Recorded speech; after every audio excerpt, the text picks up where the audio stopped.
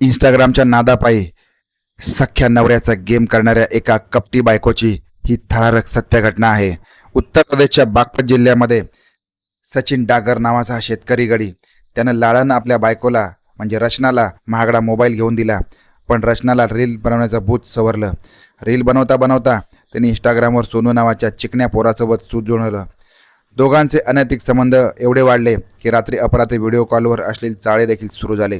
एक दिवस नवऱ्यानं त्यांना रंगे हात पकडलं आणि घरात मोठा राडा झाला.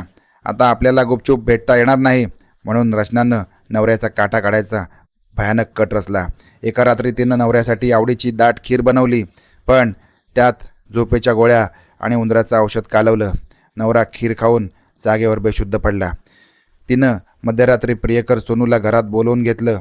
दोघांनी मिळून झोपलेल्या नवऱ्याच्या तोंडावर उशी दाबून त्याचा गळा आवळून त्याचा जीव घेतला.